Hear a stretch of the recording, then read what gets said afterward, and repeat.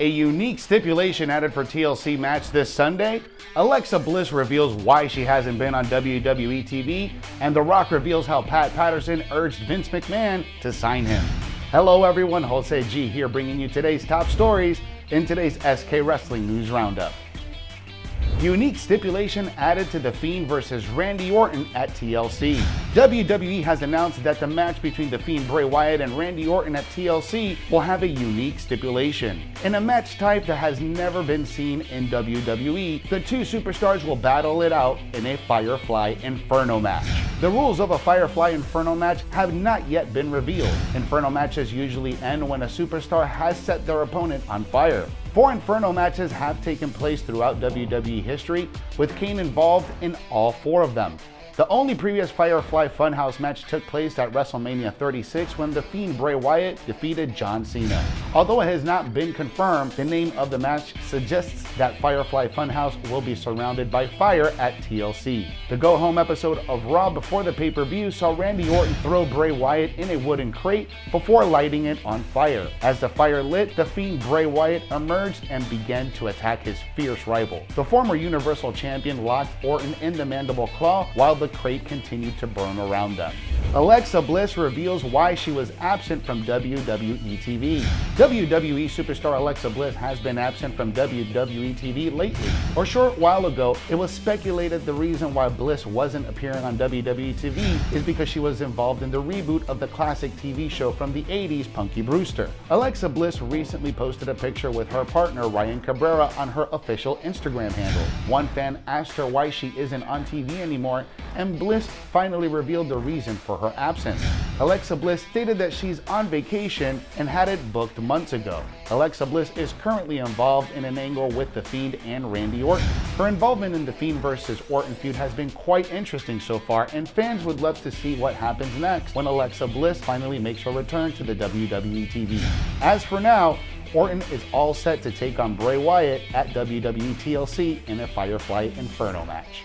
Otis clarifies reports about heading back to the WWE Performance Center. Earlier this month, there was a report from the Wrestling Observer about several big men talents asked to return to the PC to refine their skills. According to the report, Vince McMahon reportedly, quote, threw a fit and wasn't happy with their in-ring work. Later on, PW Insider reported that Keith Lee of Raw and Otis of SmackDown was among the list of names that were reportedly sent to take these classes at the WWE Performance Center. The classes are ran by Drew Gulak and Adam Pearce. The former member of Heavy Machinery has opened up on the report and gave his response to it. Otis sat down with Ryan Satin of WWE on Fox, and the subject of this report came up, and he offered a very interesting response when it comes to his time spent at the WWE Performance Center, saying, quote, I think it's always been there. I don't know how to explain this. It wasn't like we were told this and that. The Performance Center is a tool for us to get better. If a big man wants to come up to me and wants to work on stuff, or vice versa, we're always working. That report was kind of funny. We're never not working, especially now that we don't have live events so we can really get our stuff out. It's just bottled inside. We're not getting that stuff out there, so we'll find more and more ways to get in the ring. Nothing beats a crowd, and that's one thing I miss these days is that crowd, man. Feeling that rush from there, especially my family in Milwaukee. Good Lord, yeah, Milwaukee. We're just not getting it out so much. But now it's time to get better. There hasn't been any set date. There hasn't been anything. It's just like when you want to come in, brother, you know what I mean? I'll talk to Braun about something, so me and Braun will do curls for about 30 minutes, and then we'll talk about something over here. So it's always been there. I don't know why it became a big report gimmick, but yeah, I don't know, end quote. The Rock reveals how Pat Patterson urged Vince McMahon to sign him.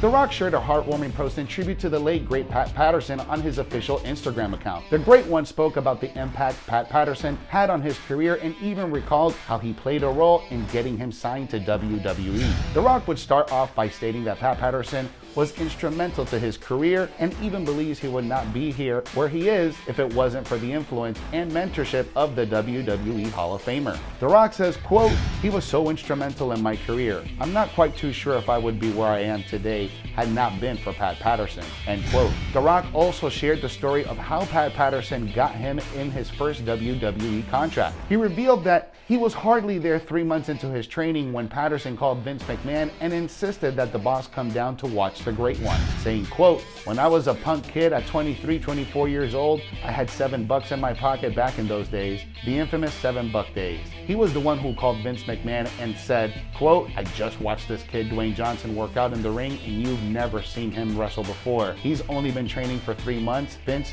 you've got to see this kid." Vince said, "Great, I'll see him when he's done training in another 3 months." And Pat said, "You've got to see him now. And the rest is history." End quote. The Rock's tribute to Pat Patterson is a fitting example of just how influential and important the WWE Hall of Famer was to the wrestling business. Sasha Banks reveals her big plans for the WWE Women's Division. Sasha Banks opened up on her WWE debut in the company and how she would introduce an all-women's pay-per-view like Queen of the Ring tournament. Speaking to Pro7 Max, the boss shared her feelings before debuting in WWE and revealed that she was probably freaking out. Sasha Banks spoke about what her mindset was backstage before she made her debut.